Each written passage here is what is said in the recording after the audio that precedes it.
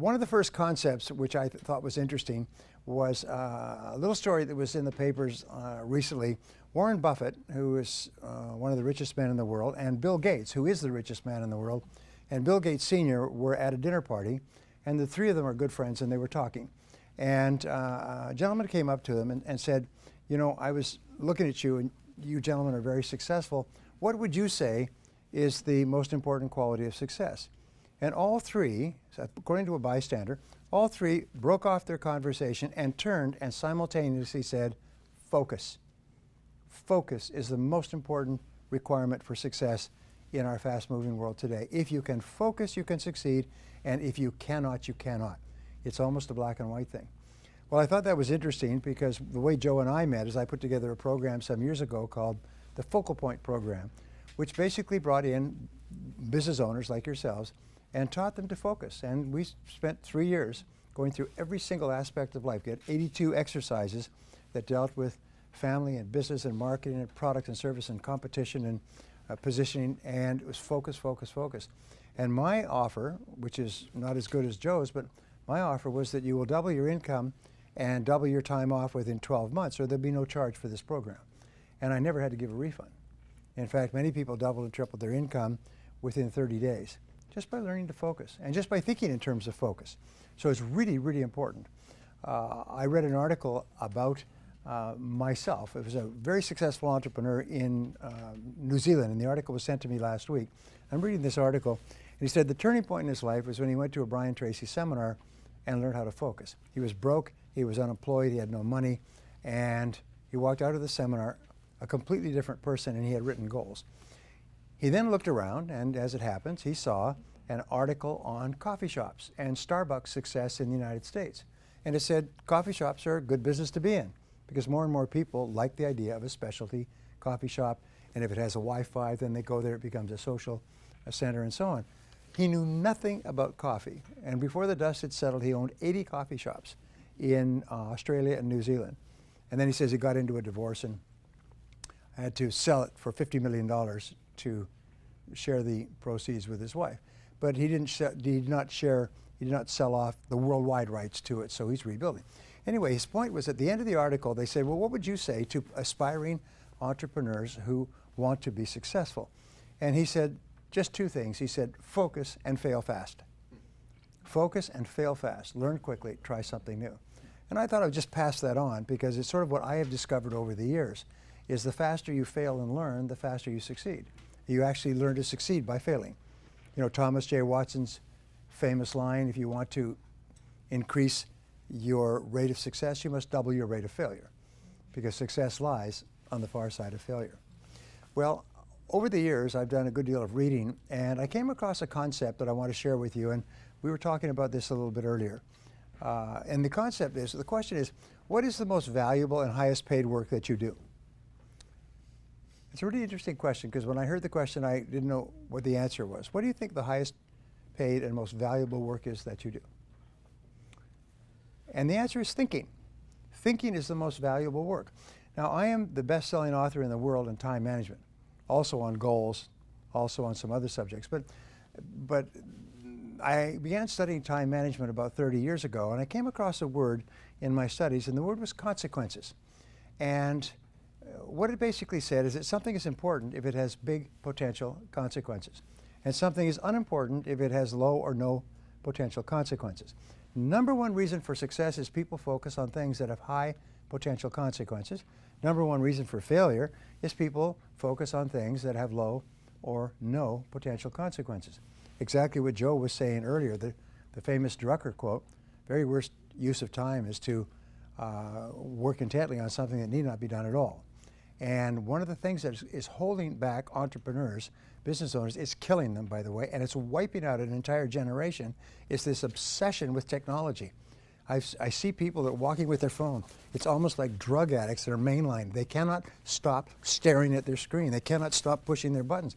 I hate to say that there were people in this room that had that problem, but the fact is that this obsession with looking at the screen and staying connected is killing people, because it stops them from focusing. You cannot focus if you are distracted like an attention deficit disorder dog. So you're constantly ringing and responding to bells, almost like a crazy person in a toy factory. And so just as a quick aside, if thinking is the most important thing you do, because of the consequences of thinking determine the entire quality of your life, then the quality of your thinking determines the quality of your life. And so the more time that you spend thinking and thinking well and thinking clearly, the more successful you are. Over the years, I've worked with some very powerful people, billionaires and multi-billionaires, people who are on the Forbes 400 list repeatedly, over and over. And I've had a chance to be with them during crises. And when times where something was happening that was serious, it was a major problem. And I noticed that they all had one quality in common, is they all went calm. It's just, they went calm. People around them were angry and upset and worried about what happened and who did it and so on. And they would just go calm, almost like a pond would go calm. And they knew, and I learned later, I didn't know why this was, I admired it, but I didn't know why it was, is that when your mind is calm, your entire cerebellum, the thinking and deciding brain, functions at its highest level, like turning up all the lights on a dimmer switch. It's functioning like a Christmas tree. But when you get upset and angry, what happens is your thinking reverts to your limbic or emotional system, and your ability to think clearly diminishes dramatically, and you make a lot of mistakes. That's why when you are facing a difficult situation, you have to use every skill, trick, game, whatever it is, stay calm. And that's why they teach you to meditate. And they find that meditators in business are far more successful because they can automatically trigger their mind into the calm of meditation when they're facing a crisis. It enables them to think with greater clarity. Now, a couple of years ago, a man named Daniel Kahneman, a very fine man from reading him, who had won a Nobel Prize in psychology and neuroscience, wrote a book called Thinking Fast and Slow. And this book, it was a very esoteric book, and I don't recommend that you read it. It's 500 pages of hard slogging. I will give you the essence of, I do the reading, pass it on. I will give you the essence of the book.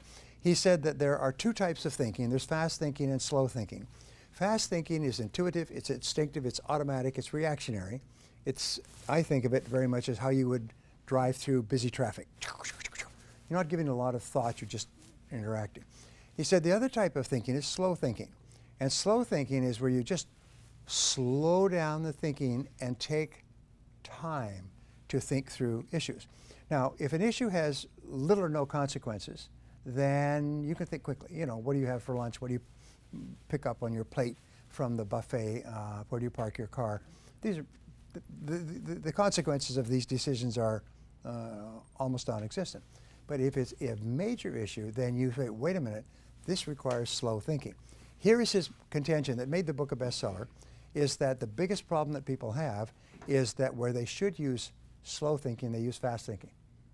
And entrepreneurs are extremely guilty of that, is we make important decisions that have long potential consequences, including affecting the lives of people and costing money and even leading to the bankruptcy of a business. We make those decisions with fast thinking when in reality we should be making them with slow thinking. Now, I'm a great Drucker fan, as many people are, and Mike was saying something about hiring the right people, and hiring the right people to work with you is very important. And the biggest mistakes you make is hiring fast. You hire people quickly. The best decisions you make are where you really take your time to hire slowly. And Peter Drucker said that fast people decisions are invariably wrong people decisions. Hiring an important person for an important job has tremendous potential consequences. So therefore, you need to take a long time. One of the things I teach, which is in my book, How to Hire and Keep the Best People, is a simple rule that will increase your hiring accuracy to 90%. And I've taught it to Fortune 500 companies, and they make it a rule within their companies to use Brian's rule, you cannot hire except by doing this. And I didn't invent it, I just studied the hiring practices of the companies that hire the best people and keep them the longest. And they all, at the beginning, have a certain process that they follow, and they follow it religiously, no exceptions. And so their accuracy in hiring goes up to 90% or better because they think more. Then an interesting professor at the University of San Diego last year wrote a book on sort of thinking fast and slow, but it was on decision making, What he said is the longer that you take to make an important decision, the better the decision will be, the higher quality decision. And Lord Acton once said, when it is necessary, when it is not necessary to decide, it is necessary not to decide. In other words, the professor said, buy as much time as you can for a decision. Put it off. If you can put it off for a day, a weekend, a week, a month, put it off. Some of the best decisions that you make will be decisions that you will allow to steep for a while, like water in tea. So thinking is the most important thing you do. We call it thinking fast and slow. So remember, anything that is important that has long-term consequences is a candidate for slow thinking.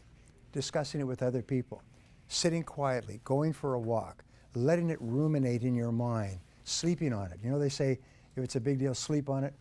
My mentor, the gentleman I told you about, who owned 200 companies, I would come to him with a business situation, and he would nod, he would absorb the information. He had a what do they call it, an iron trap mind.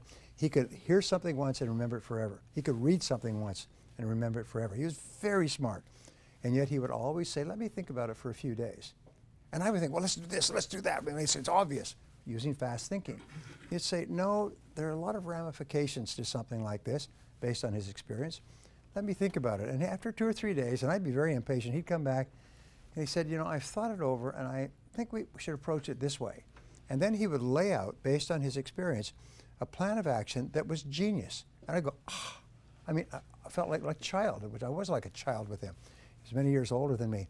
But because he took the time to think and combined it with his experience, and maybe he made a couple of phone calls to people who were more knowledgeable in that area, and he would listen very carefully, he was a great listener, and then he would form a strategy, and his strategy led to millions and tens of millions and hundreds of millions of dollars of business deal, and I don't think he ever made a mistake in a business deal.